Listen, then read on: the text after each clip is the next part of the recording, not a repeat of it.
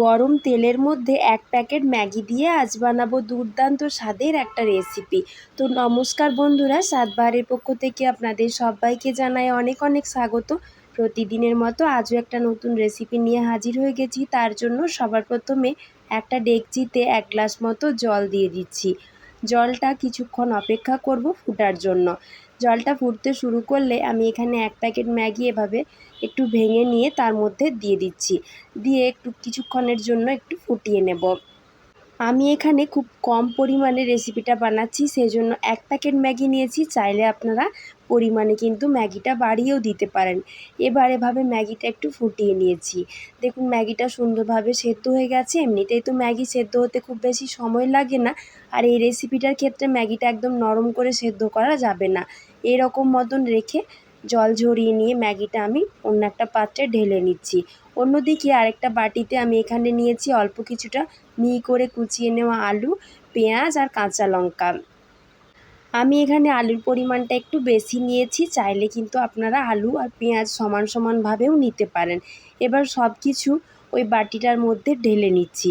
অন্যদিকে ম্যাগিটা আমি ভালো করে একটা পাত্রে জল ঝরিয়ে নিয়েছিলাম। সেই জল ঝরিয়ে নেওয়া ম্যাগিটা আমি এর মধ্যে দিয়ে দিচ্ছি।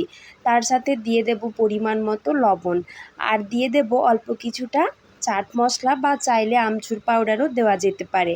আর দিচ্ছি 2 চামচ মতো কর্নফ্লাওয়ার। এখানে কর্নফ্লাওয়ার না থাকলে আপনারা এর পরিবর্তে অ্যারারুটও দিতে পারেন। তার সাথে আমি এখানে দিয়েছি 2 চামচ মতো ময়দা। আমি কর্নফ্লাওয়ার আর ময়দাই দিয়েছি, এখানে কিন্তু কোনো রকম বেসনের ব্যবহার করব না। এতে করে সুন্দর একটা ক্রিস্পিনেস আসবে। বেসন দিলে সেই ভাবটা কিন্তু অতটা থাকবে না। এতক্ষণে আপনারা হয়তো বুঝেই গেছেন যে আমি কি বানাচ্ছি। আমি বানাচ্ছি ম্যাগির পকোড়া। এবার ওই ম্যাগির যে মশলাটা থাকে সেটাও আমি পুরোটাই এখানে দিয়ে দেব। এতে করে সুন্দর একটা ফ্লেভার আসবে, খেতে দুর্দান্ত লাগবে। আর কিন্তু কিচ্ছুটি লাগবে না।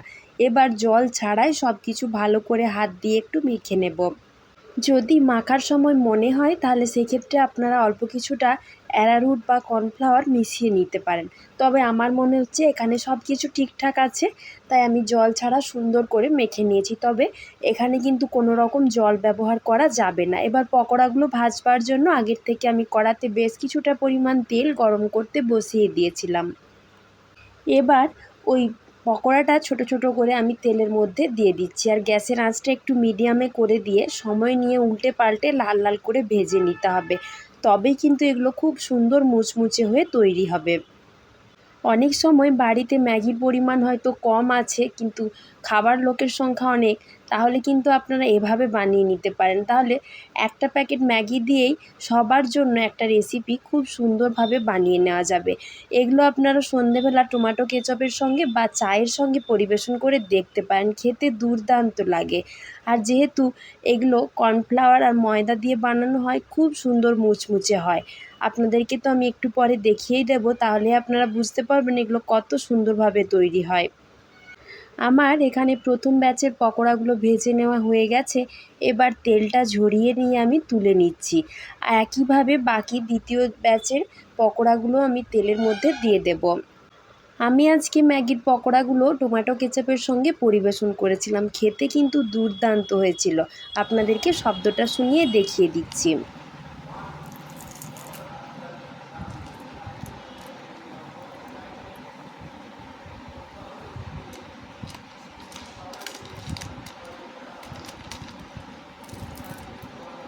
আশা করি শব্দটা শুনে আপনারা বুঝতে পারলেন এগুলো কতটা মুচমুচে হয়েছিল। তো বন্ধুরা, আমার আজকের এই গরম তেলে ম্যাগি দিয়ে রেসিপিটা কেমন লাগলো অবশ্যই কমেন্ট করে জানাবেন। যদি একটুও ভালো লাগে তাহলে একটা লাইক করে সবার মাঝে বেশি বেশি করে শেয়ার করে দেবার অনুরোধ রইল।